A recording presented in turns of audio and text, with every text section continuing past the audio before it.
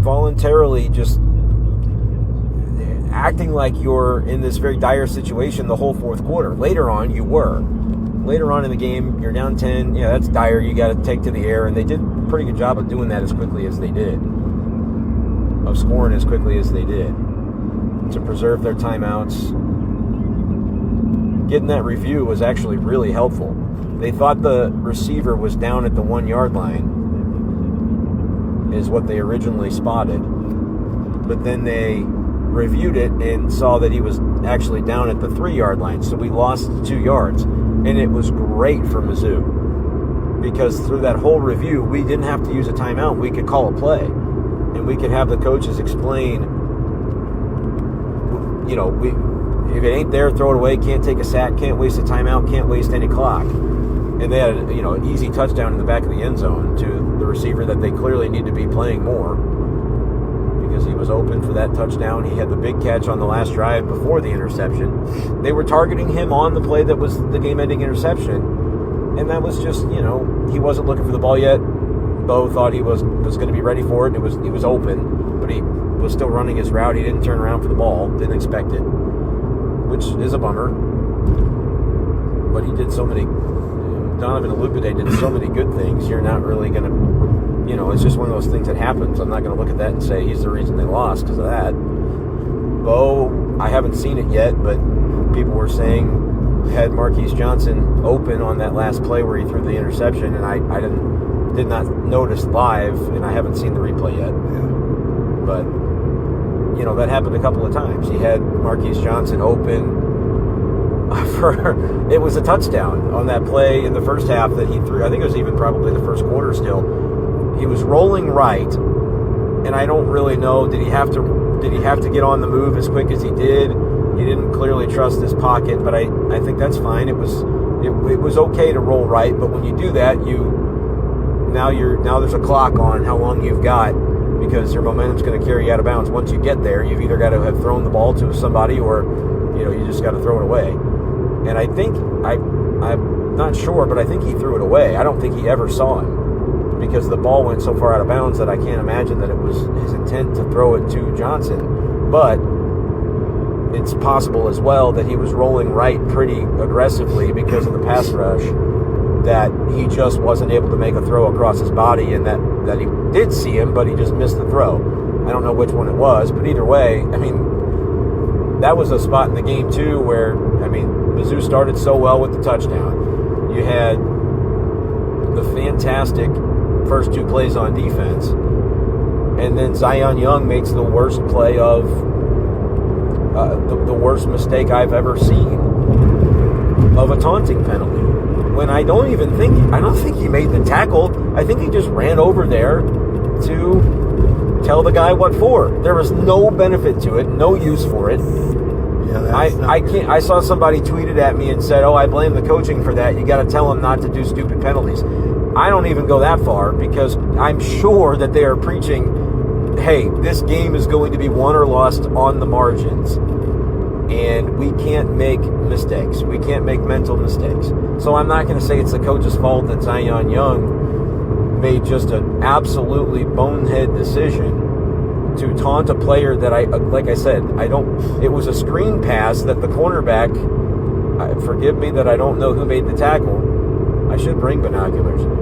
But it was a screen pass that the player on the outside snuffed out.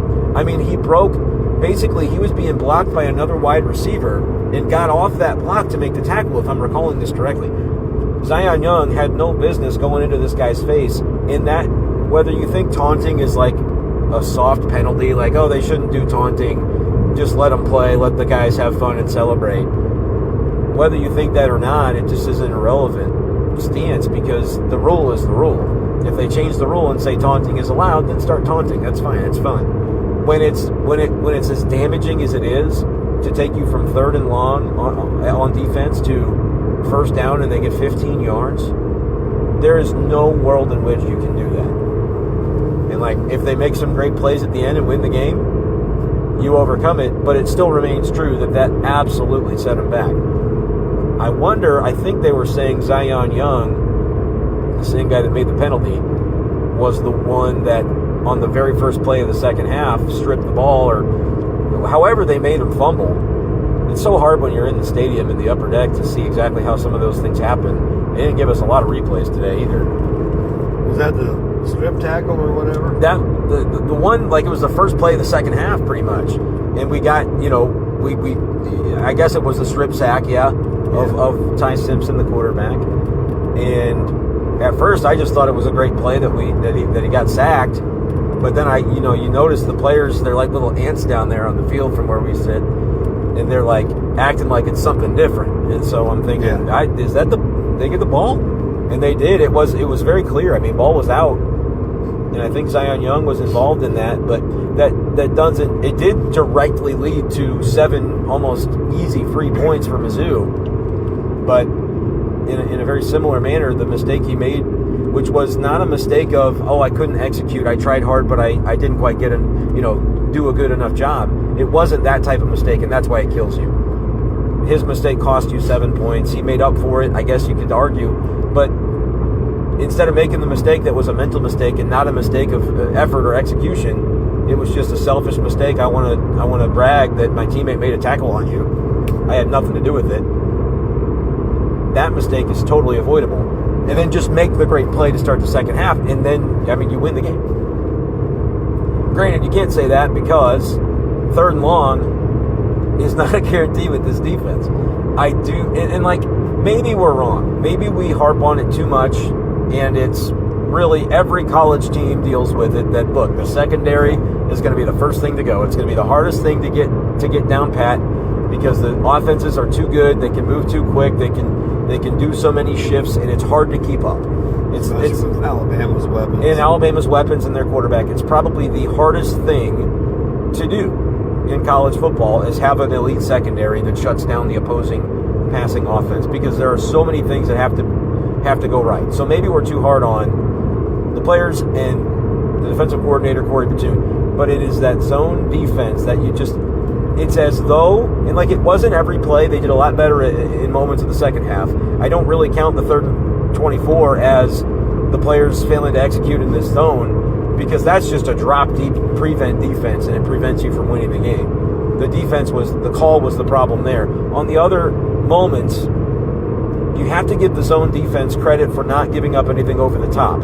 They keep everything in front. Alabama certainly can go deep on people, and they didn't today. I don't remember one play where they got behind the defense and it went for a long big gainer. I think on the radio show this week we said over/under on the longest play from Alabama, and I said if you told me 49.5, I probably would still have to say over because of how good Ryan Williams is, how good those receivers are, how good that quarterback is, and how much we've seen Mizzou struggle as a pass defense. But I don't think they gave up a 50-yard play. I don't think they gave up anything close to a 50-yard play. So you got to give them credit for that. That's part of the Corey Batoon scheme that absolutely worked.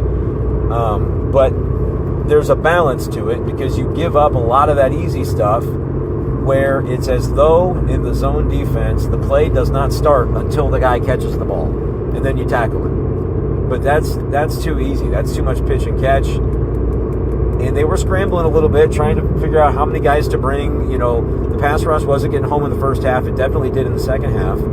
How often do you blitz, though, to try to account for the fact that you're not getting enough pressure? When you blitz, where are you blitzing from? And how much is it costing you in terms of, the guys that are there to cover when you've got 3 receivers on one side and you blitz one of them, you blitz one of your cornerbacks, and you've got 1 corner and 1 safety left, 3 guys being defended by 2 guys and they only need 10 yards, they're going to get 10 yards. They're going to get exactly 10 yards, maybe 11. And so I get that it's not supposed to be easy,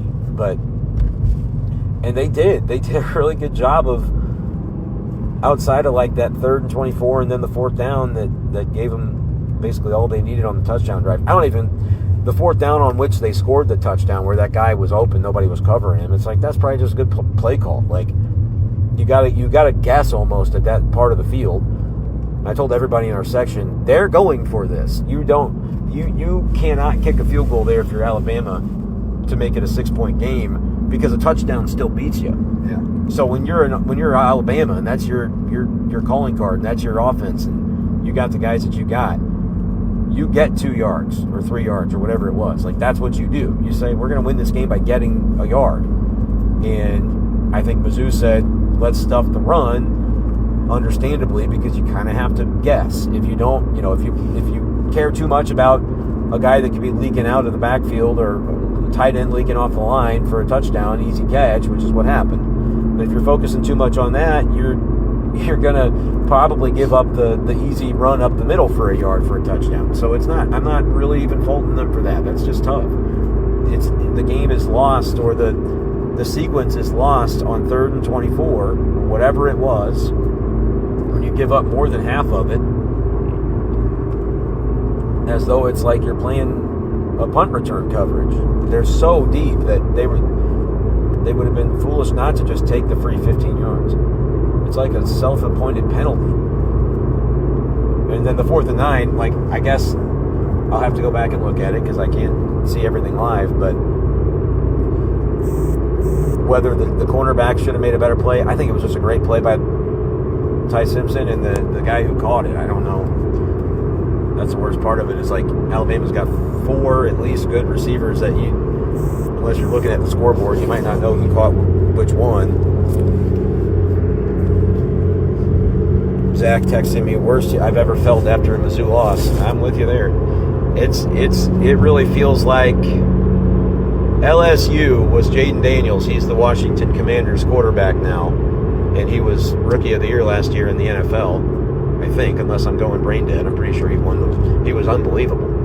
He was probably an MVP candidate. Beat the Lions to go to the NFC Championship as a rookie. But the previous year,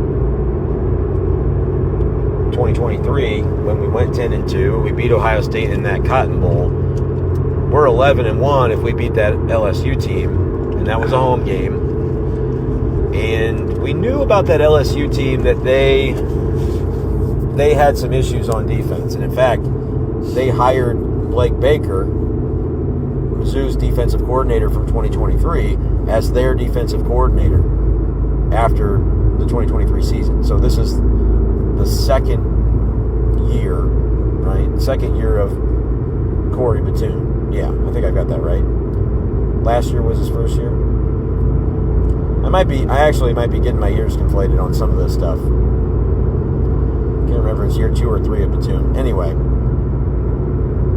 LSU did not have a defense that year, but they had Jaden Daniels, and that was all they needed on that day. But we were putting up points. I mean, it was a back and forth game, kind of like this one, except for I think LSU got a late touchdown, so they did win by 10 or 12 or whatever it was, instead of Alabama did not get the late touchdown this time, and they only win by 3. But it was the very same vibe of the game in a lot of ways, except for LSU, we actually had a lead. Mizzou did not have a lead today, but really didn't need it, because you have the ability with your running back to control the game in the fourth quarter if it's a one-score game, especially if you're only down by a field goal.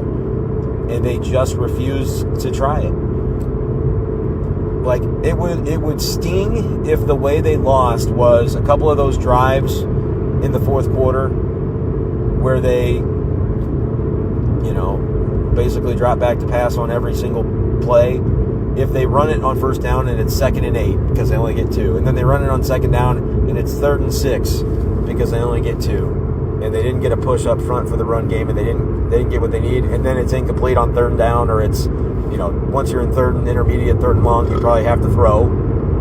But if they lose that way, it stings, but it's not. It doesn't feel like you left something on the table. It feels like they left something on the table because they made the same mistake Vanderbilt did, and I spent all week saying they're not going to make the same mistake Vanderbilt did of abandoning the run in the second half. I was going to say that earlier. The difference is Vanderbilt's got a running back that's a pretty good player. I believe his name is Cedric Alexander, and he had a 65-yard touchdown run in the first half against Alabama last weekend. So, they had a proof of concept that it worked. In the second half, they put the game on Diego Pavia, their quarterback.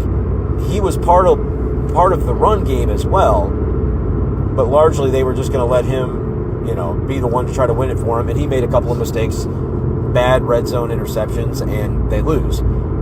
But it's like with that, Diego Pavia is their best player. So even though I look at it and say, you know what, Bama's run D has largely been their weakness. They've been better against the pass. Are you sure you didn't want to go to that running back a few more times in the second half, Vandy, while it was still a one-score game? Even when you're down, you don't abandon the run unless you're down multiple scores and you need to start hurrying up and get those touchdowns. Would they have fared any better if they had run the ball more with their running backs in the second half? I don't know.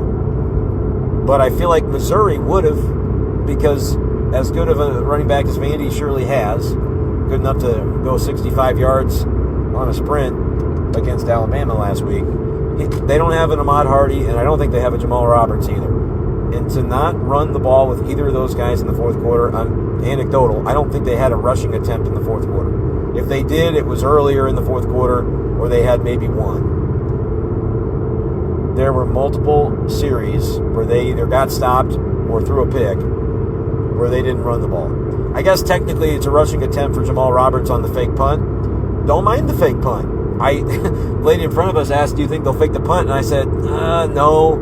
And I didn't think that they would, because it's been so long since we've seen them break one of those out. It was the time to do it.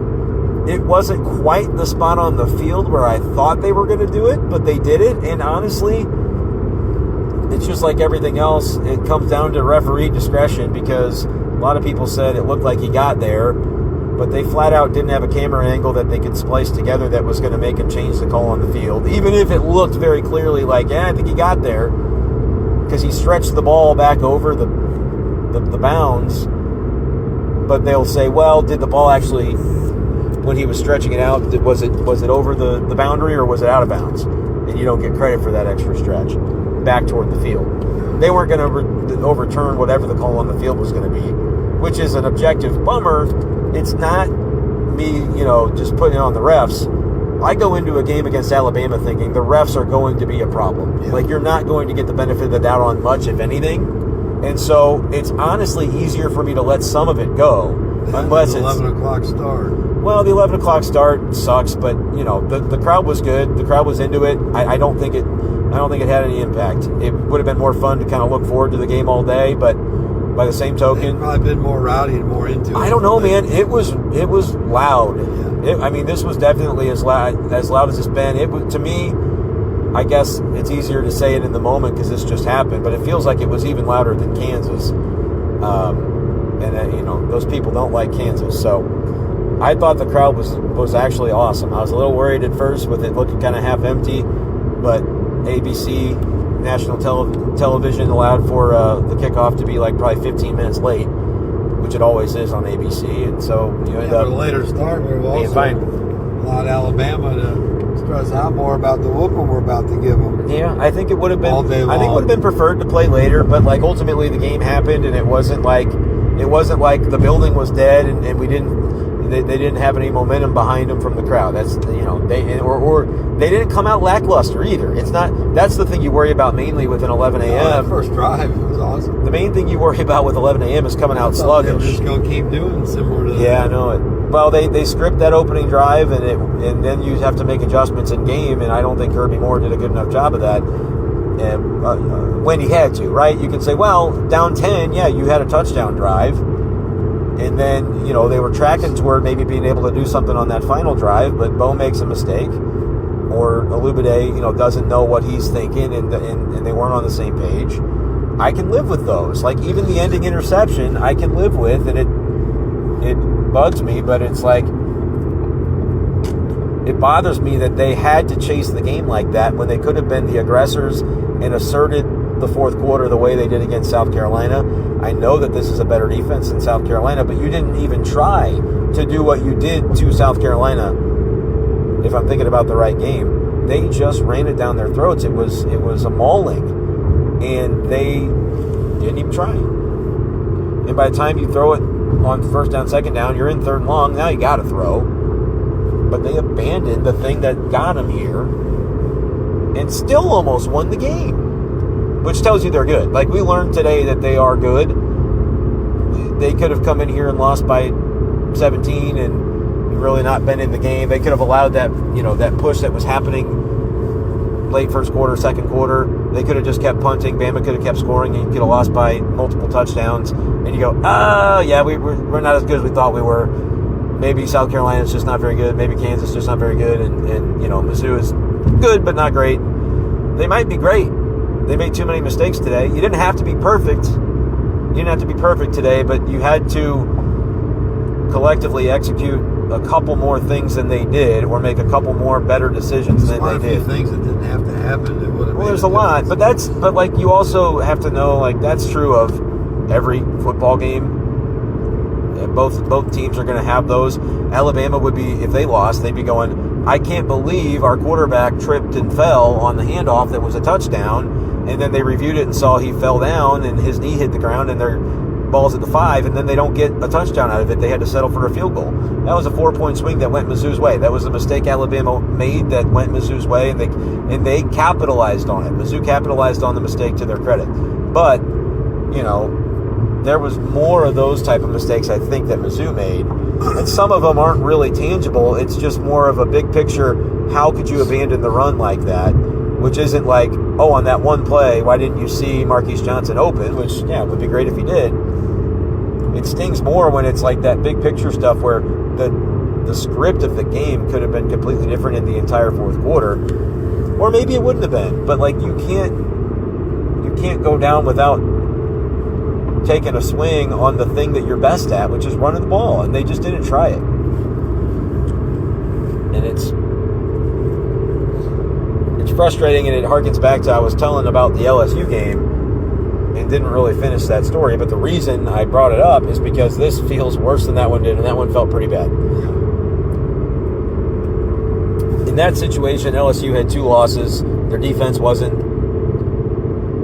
didn't exist. And so you could have beat them, is the way it felt.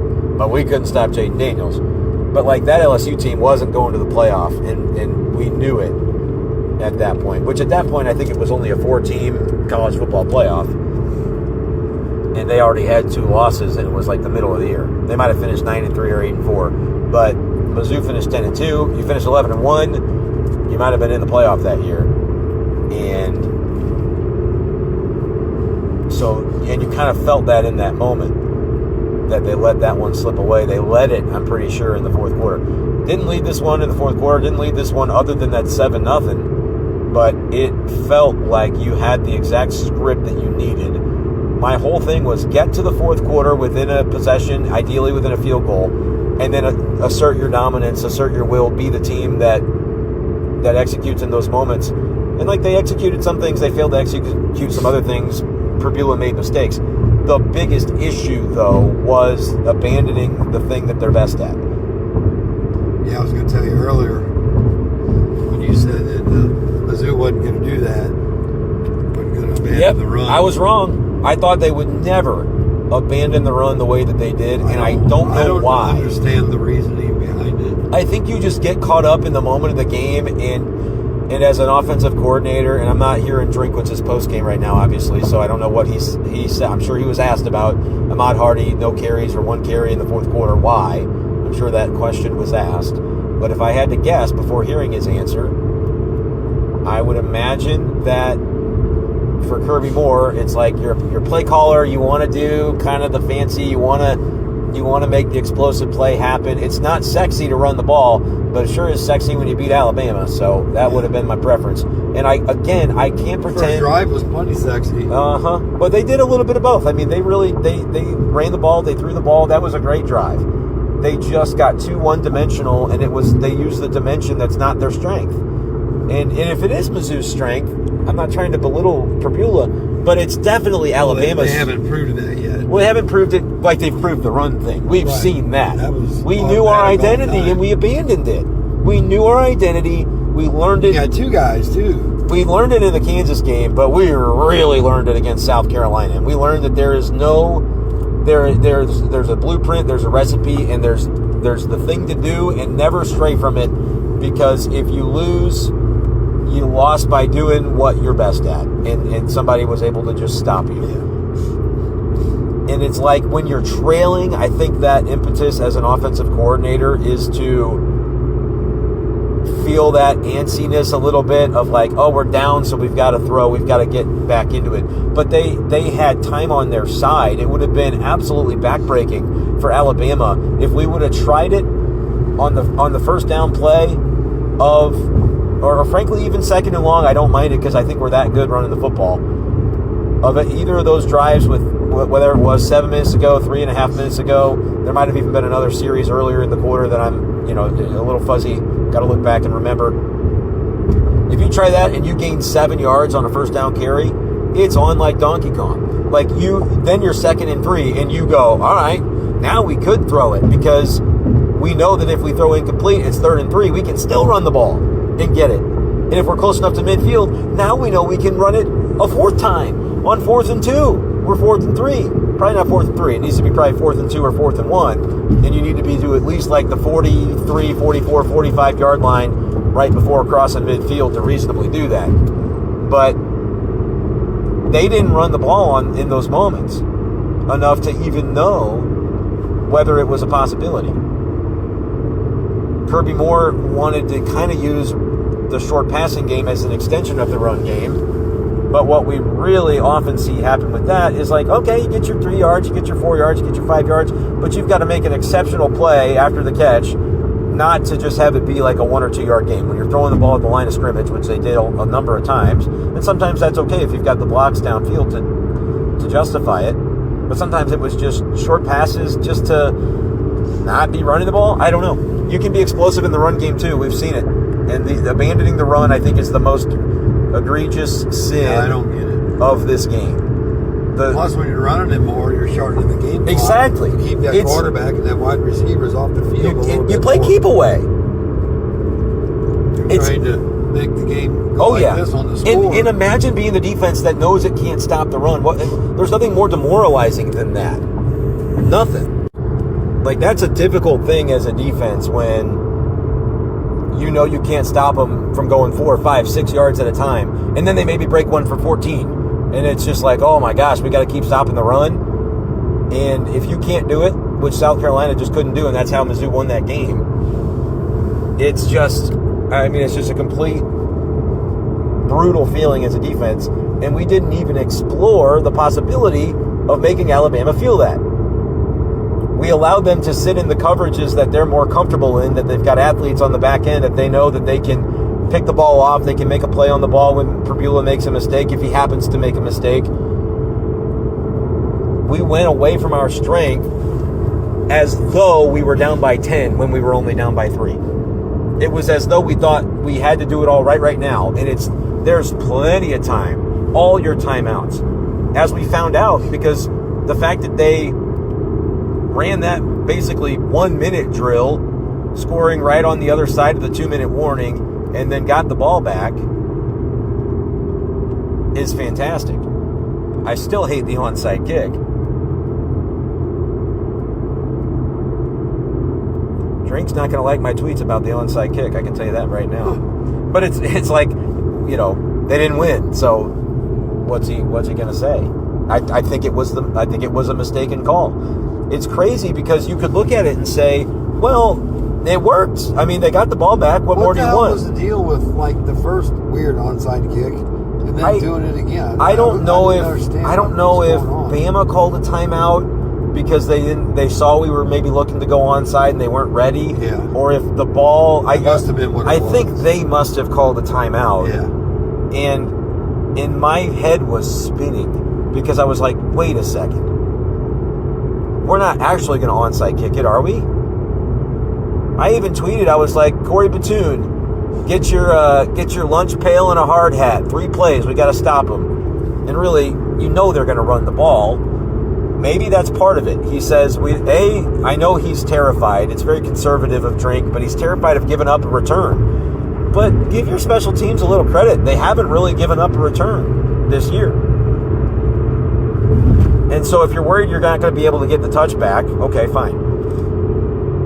If you're worried that Kalen DeBoer and the Alabama offense is going to be more creative when they've got more field to work with, I guess there's an argument to be made, but I just don't agree with it because they're going to make you use all your timeouts. They're going to run the ball. They're going to run the ball twice no matter what, no matter where they are on the field. And if the thought is, when we onside kick and don't get it, if they're in that tweener range of 3rd and 5 from the 35, where they can't really kick a field goal comfortably, they're not going to throw, they're not going to put it in the air and risk an incompletion where we get to have a timeout when we get the ball. Because then even if you make a field goal, Mizzou's up 6 and they've got Mizzou is down 6 and they've got a timeout to work with on that 1 minute drive or whatever. It ended up being like closer to, I don't know, not quite 90 seconds, but they had a lot of time. And maybe that's what Drink was thinking. It's like, look, we're going to use these timeouts. We got to stop them either way. They got to go 3 and out either way. So when they punt it, okay, if we've got to go, whatever we think our field goal range is, let's call it the 25. Let's call it, to give them a chance, the 30, like a 48-yard field goal. We got to get to the 30. Okay, 20 yards from midfield gets you to the 30. If you're at the 30, which is where a punt would generally land, if you kick it deep, touch back, they go 3 and out and punt, you're probably between your own 25-yard line and your own 30-yard line. Instead, they're going to punt from the opposite 35, like they did, or whatever it ended up being, and they're going to pin you deep within the pin back the 15-yard line, 12-yard line, wherever that fair catch happened. I don't remember. But that yardage differential to me matters, and it looked like it mattered to Bo Perbula, because as that clock ticks down, and they had enough time, and so I'm not going to say like the coaching directly influenced, and if that like Bo wouldn't have made a mistake if they had fewer yards to gain to get to field goal range. I'm not going to say that because frankly, I don't think they were looking to settle for field goal range. I think they were really going to try to score a touchdown as quick as they could and just win it there because you got a freshman kicker. But no, they would have been happy to send it to overtime with a kick if they would have gotten the plays to get them in range to do so. But as you throw a few incompletions, and they had a 1 yard pass to Hardy on that drive, that was on the touchdown drive, which was just crazy that happened. But I think it put Bo in more of a pressure situation to have to go 55 to 60 yards to get into the outer skirts of field goal range versus 40 yards.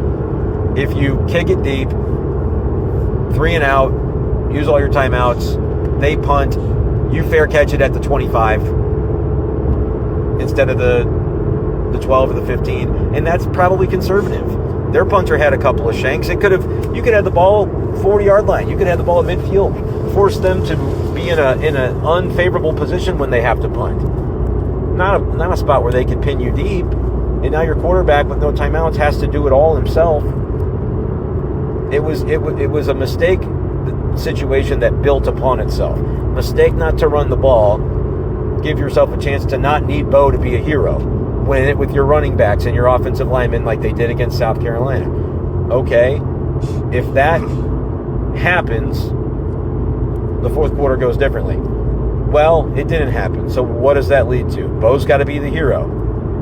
Bo on one drive kind of was the hero. Bama made it easier on him. Okay, now you need the defense to be the heroes. They kind of were. They got the stop they needed. Yeah.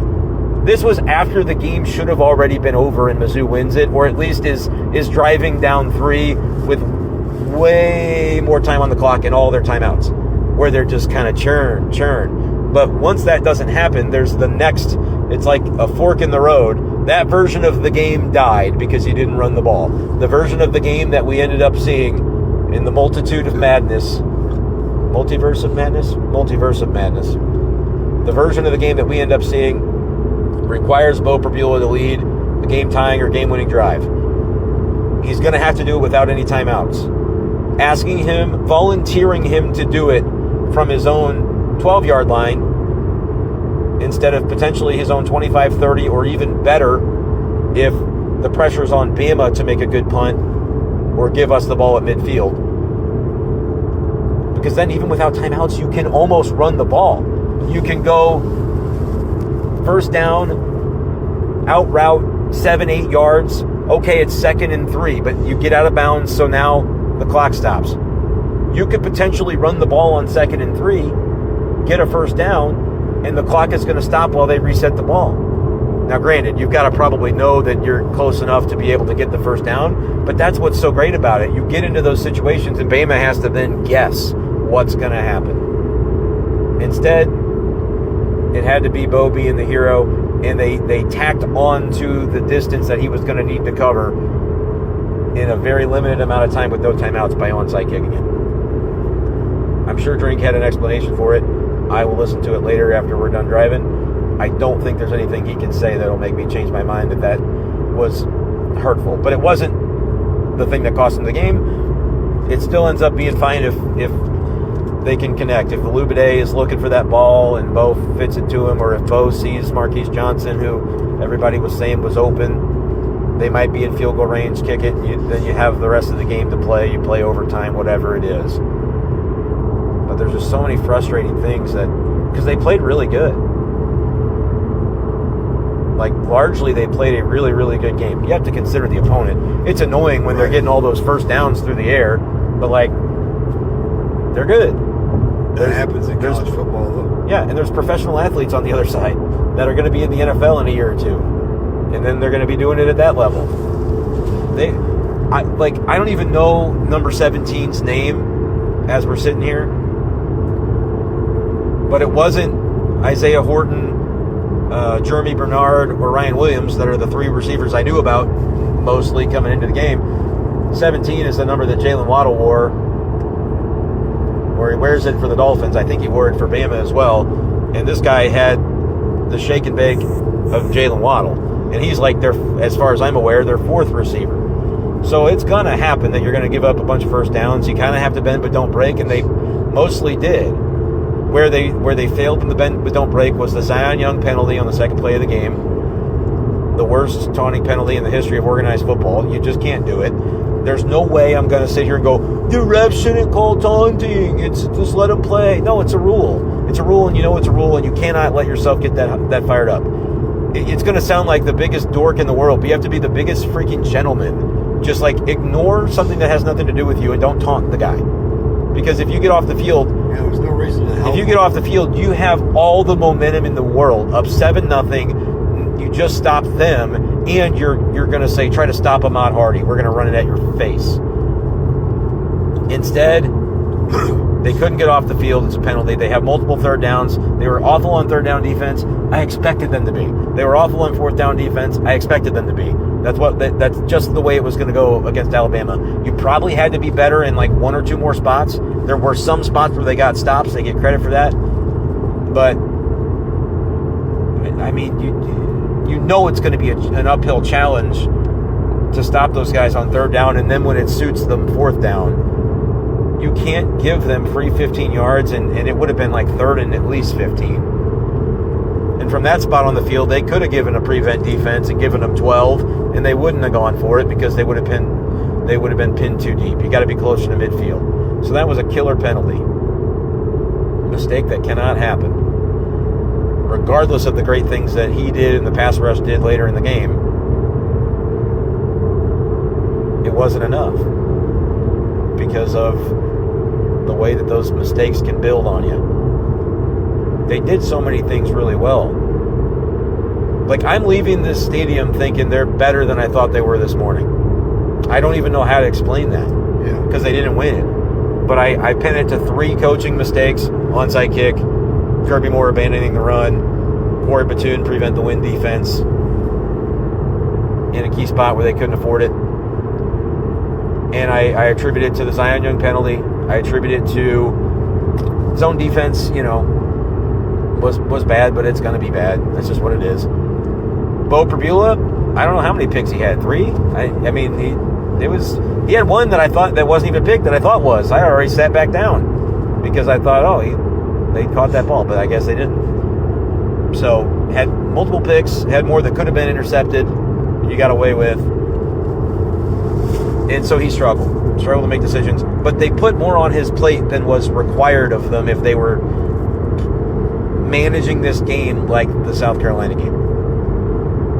I get it. Bama's a better team than South Carolina, but you had every opportunity to explore the possibility multiple times because they do a stupid 3-and-out or they do a pick, and then the defense will get a stop. It's like, holy crap, you're getting a reprieve. You're getting a second chance at this.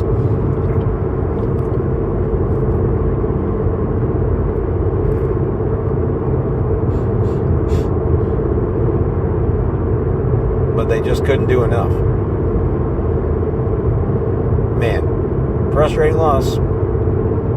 But I think that, like, you could have looked back and said, we don't really know. How are they going to match up with Alabama? Because Alabama's better than South Carolina, better than Kansas, and those are the only two teams you played that are, like, even football teams. No offense to the other three, but they're nothing. They're irrelevant. You beat them all badly the way you were supposed to, but those are not even factors. Yeah. Beat Kansas and South Carolina ultimately like you were supposed to. Trailed in both games, but executed in the clutch, managed the game, controlled the situations, executed when you had to win. Ended up winning both games by 9 points, 12 points, whatever it was. Didn't cover against South Carolina, but that number was just wrong. It should have been plus 7.5, plus 8.5, and it ended up being like it was plus 13.5, which was laughable, and then it got down to plus 9.5. And so, did what you had to do against those teams, but you don't know how it's going to stack up against a legitimate national contender, playoff contender, even at home, until you play that team. Today, Mizzou played that team. I think in so many respects, they outplayed that team. But they made too many mistakes between whether it's a bonehead penalty, which is like really the only penalty that I really, really hate is the Zion Young one. Any other penalty you make is like undisciplined to hold, undisciplined to be offsides, but like penalties happen. You're trying to get an edge, and they're trying to keep their edge. So I don't even really. They were penalized a bunch. Yes, the referees were probably pretty one-sided, but you expect that. But that's why I'm also not harping too much on most of the penalties. The one that you cannot do is the taunting, because that's not an athletic failure. That is just a mental failure. So that's what it is. But you make some coaching mistakes that we talked about. You make a couple of errors, football errors, mistakes of playing football and not executing, like Perbula, throwing interceptions, like, the receiver can take a small dose of responsibility for the last interception. Perbula not seeing Marquise Johnson open a couple of times. He didn't play good. I don't think he played as bad as people are going to say he played. He had a bad day. He's not the only reason that you lost, and frankly, it shouldn't have come down to him having to be great in the clutch, because you lean into your strengths, and they didn't, and that's ultimately why they lost. Super frustrating, but I think they're very good, because, and we'll have to see them win on the road. Like they're going to have to win 3 out of 4 road games at this point, and Arkansas has got to be a gimme, which is never the case, but it's got to be. And then you got to win 2 of 3 against Oklahoma, Auburn, and Vanderbilt, and and you can only afford to lose one of those 3 if you beat Texas A&M at home, which is a top 5 team as we sit here. So it's going to be tough, but I didn't see anything today that makes me think that they're not going to be able to do that. But the season could also go the other way really, really fast. If they go on the road and look as unprepared and undisciplined and unmotivated as they did in the 2 road games last year, that they got blitzed by better teams, but teams that were like 5% better than them, not 50% better like the scores indicated. They got beat by teams that were a little bit better than them last year, but you could have done different if you just weren't so unprepared and folded at the first sign of adversity. They're a tough team at home, man. They're as tough as they come, but they did not demonstrate mental toughness on the road at A&M, and I won't even harp on the Alabama one too much, because once Brady Cook got hurt, Drew Pine was abhorrent, and they weren't going to win that game. But at A&M, as much as the final score, I don't remember how bad it was, but it was a lot to a little. 50-something to 10 or something, if we even got that. Do we even get 6? I don't know. Don't care.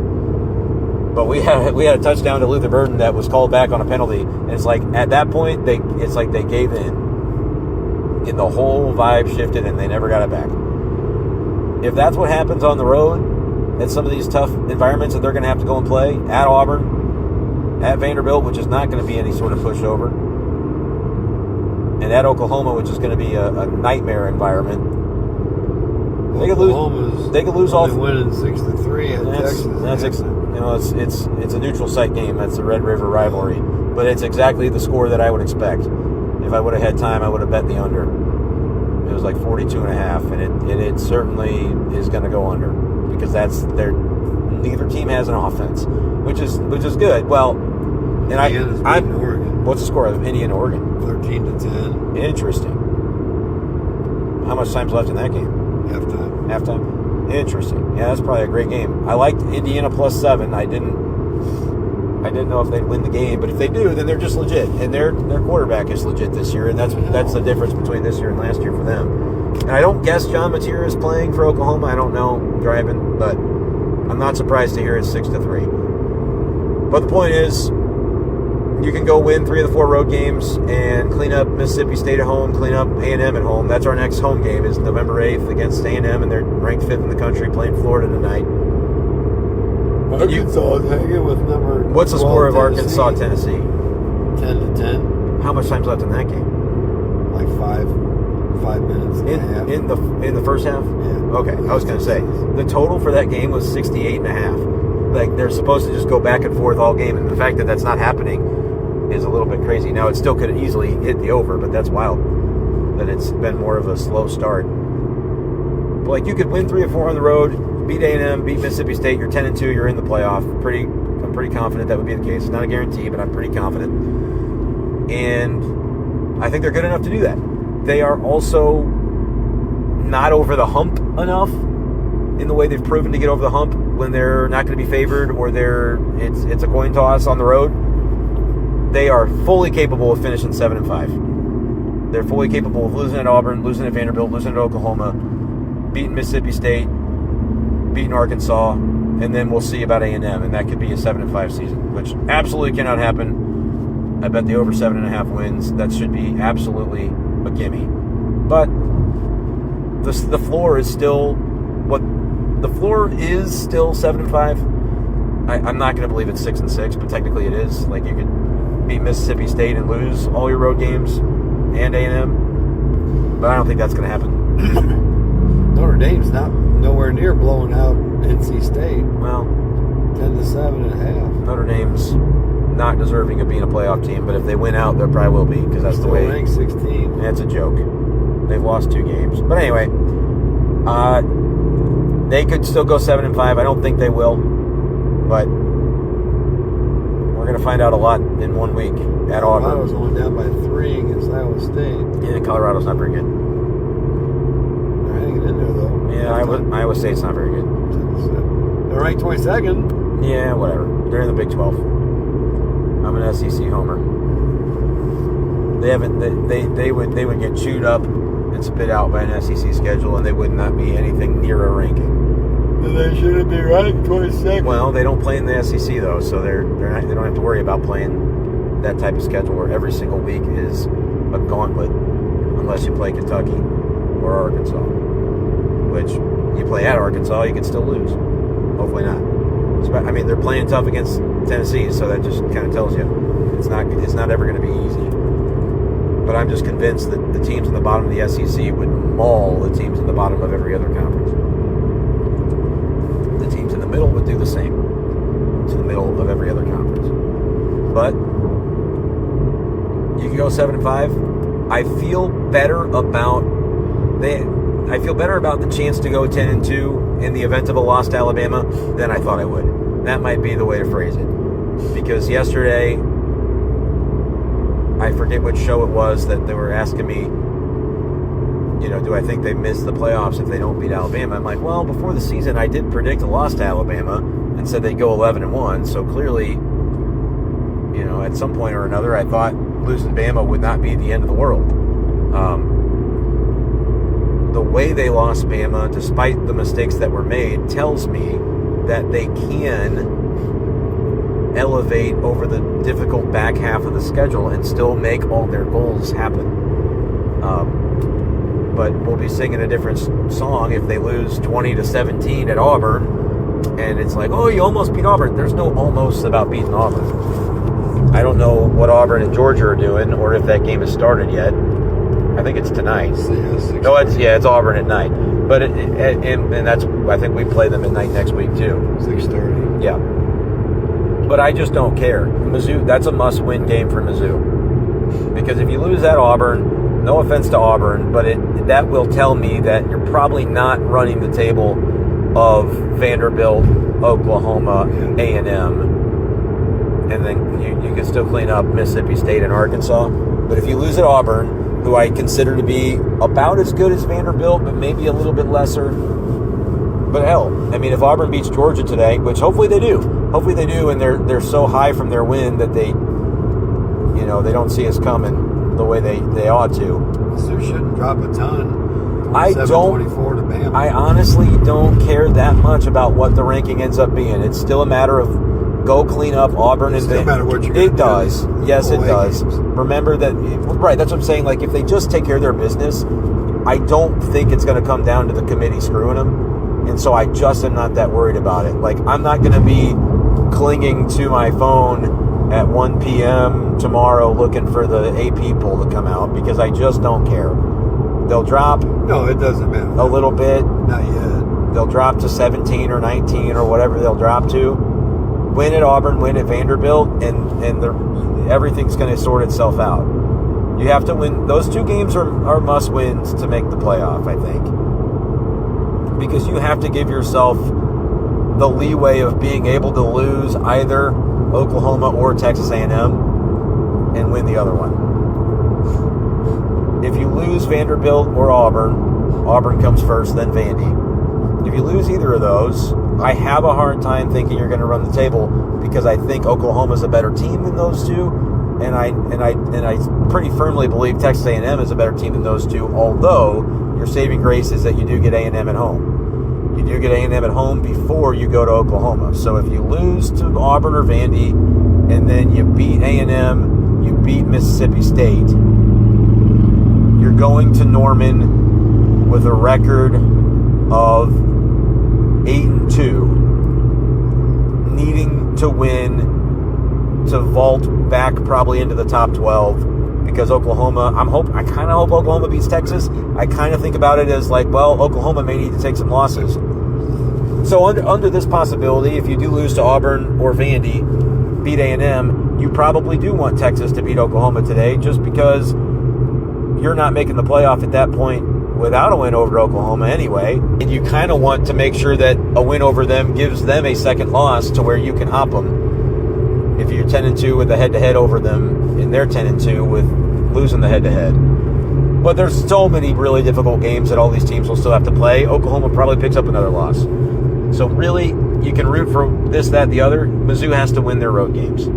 Auburn, Vandy are must-wins for Mizzou to be the team that we've spent however many months talking about them as if they already are. You beat Bama today, guess what? You're that team. You didn't execute quite enough to be able to do that despite playing a pretty good game. Win the road games, beat Auburn, beat Vanderbilt, and you're right in the driver's seat once again. The Bama thing would have put you comically in the driver's seat, and it would have put you on the national stage in a way that no other game on this schedule will do. Even a win at Oklahoma is not going to be perceived as what today would have been perceived as. And that stings because I think they outplayed them in almost every regard. But I can count on one hand the things that they didn't do well or didn't execute enough as a coaching staff or as a team in order to win. Abandon the run. I could say zone defense, but that's a little bit vague because, frankly, the zone defense did keep them from going over the top. When they dropped into a zone, they kept it in front.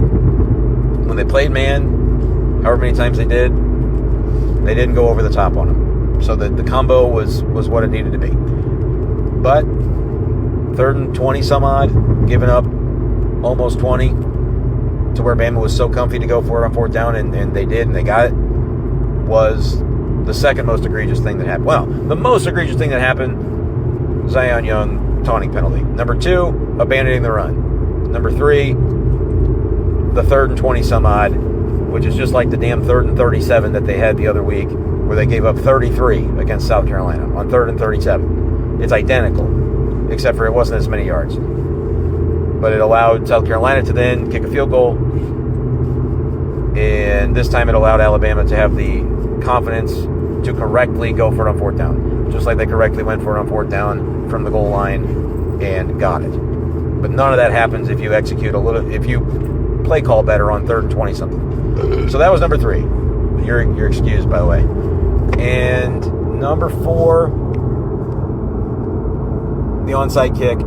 Honestly, I don't know. That cost him some yards. I'll say number 4 is Perbula's play, which was mistake-filled. It's missing Marquise Johnson 2 times when he was wide open. One would have been for an easy 6. The other was, I don't know because I still haven't seen the play, but enough people told me about it that I believe it happened. And, too many mistakes, throwing interceptions. Not all of them his fault, so you could have a subcategory there of the 4th most costly thing being Perbula's mistakes. Subcategory, receivers got to help him out a little bit at times, but largely, Bo did make some mistakes. I don't think that buries him as though he's just a nobody. I think he's going to learn from it. I think he showed so many things that tell you he's going to get this team to the promised land. Number 5 was the onside kick. I haven't seen Drink's explanation for it, but if I had to guess, he's going to say it was the right call, and he's got a reason for it, and I'm just going to disagree with it. But it's 5th on my list of 5 things that cost him. It's not number 1, 2, 3, or 4. I do disagree with it because I think it put undue pressure on Perbula, which the offensive coordinator also did by not trying to see first if they could help him out with a run game instead of making him do it all. But that's my take. That's my takeaways. MIZ.